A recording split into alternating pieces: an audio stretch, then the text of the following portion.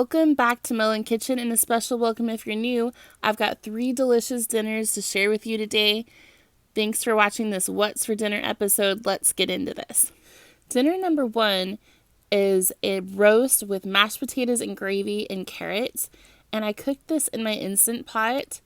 And I love making it in my Instant Pot. It's so simple. You literally just put everything in the pot, and it takes about an hour and 15 minutes, probably an hour and a half, with it coming to pressurize. And I love to use this onion soup mix. It flavors everything really nicely.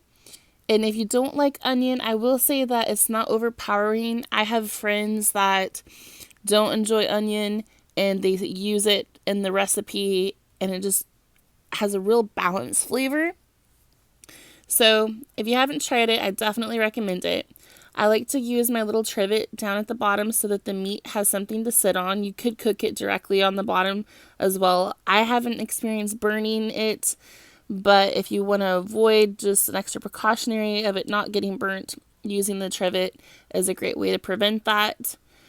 I add in 2 cups of water, and I also go ahead, in the packet there comes 2 packets of the flavoring mix. I use both packets. You could just use one if you wanted to. So 2 cups of water, 2 packets, 2 flavor packets, and I just put that in there. You could use whatever potatoes that you want.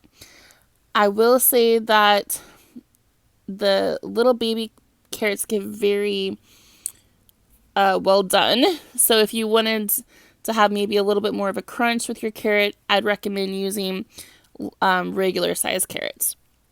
And so you just put this on pressure cook or manual. Definitely follow your instruction manual guidelines, but this is just what I do. An hour and 15 minutes, and then I do a quick release and wait for the go ahead to open up the lid. Make sure my pin dropped. And that's it, you guys.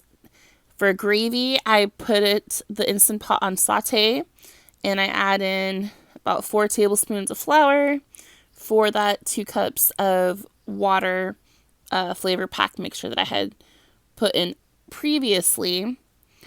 You could also use beef broth. I just use water. One less thing to buy.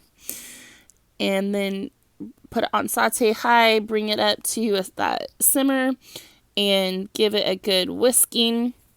You could strain it if you wanted to make sure that it didn't have any lumps in the gravy, but it comes out pretty smooth.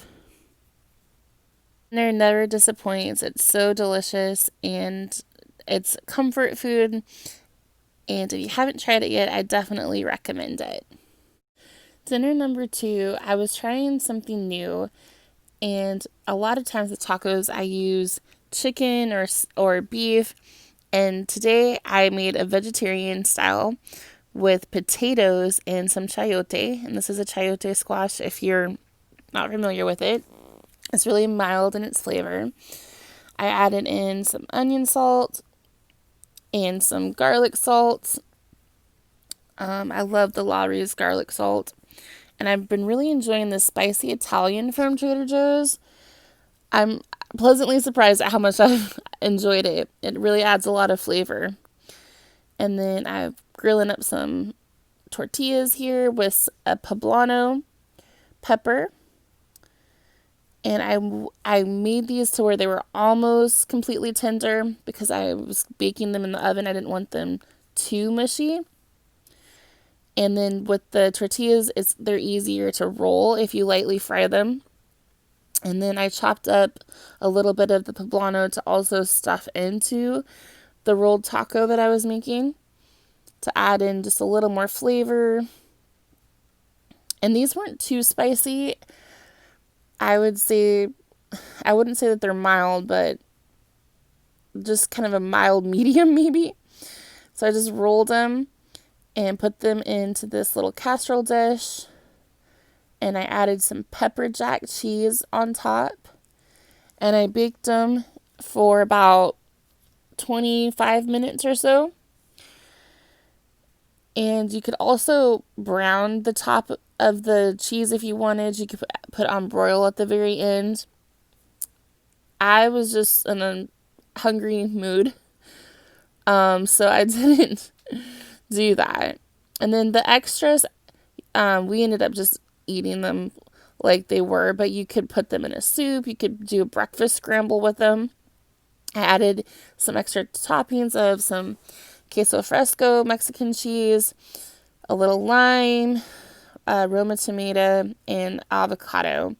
And these were so satisfying, really flavorful and yummy.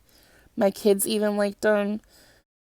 Dinner number 3 was beans made in the Instant Pot with chilaquiles. So with the Instant Pot beans, I love doing it like this. They're rinsed, they're picked through, but I didn't have to soak them. Just put them in the pot and this is a 1 pound package like this. Since I had chicken broth, I went ahead and used that for extra flavor. You could just use water, but since I had the chicken broth, I used it. And for a 1 pound bag, I like my beans to be really moist. So I used this whole container plus 2 extra cups of water. So 6 cups total of liquid for 1 pound of pinto beans, dried pinto beans. And this only takes 45 minutes to cook in the Instant Pot. It is a game changer if you love dried beans. They have so much more of a fluffier texture than canned beans. And so if you're like me who didn't cook them very often because it's just a process of soaking or just the length of time it would take, then the Instant Pot comes in great for that. So high pressure, 45 minutes. Make sure that it's on the sealed position. Of course, follow the instruction manual that you have. And then for the chilaquile sauce, I'm just using tomato sauce with some Lawry's garlic salt, cumin, and chili powder. Mixing that together. What you're going to do with the tortillas is just tear them into smaller pieces, and you're going to add some oil to the bottom of your fry pan or cast iron pan, and you're just going to lightly fry these. And I'd like to use my wooden spoon, but it wasn't handy, so I'm using this spatulated spoon, and I'm just being careful with it with my cast iron pan. Just recently got cast iron as a present, and I'm absolutely loving it. It cooks so nicely, and if you haven't tried cast iron, I'd say you might enjoy it. I certainly am. Once you have the tortillas lightly fried, you can add in your sauce and combine that with the tortillas. And this sauce is pretty mild. You could also, if you like it spicy, you could put pato sauce in it, or a combination of pato sauce with the tomato sauce. And it tastes delicious. There's a sweetness that comes out in it as well. And then I like to put the queso fresco on there. And this meal is just so comforting, satisfying, delicious. Thank you so much for watching my What's for Dinner video today. I hope that you enjoyed it. If you did, be sure to give it a thumbs up and subscribe if you haven't already for more recipes, food reviews, and grocery hauls. See you next time.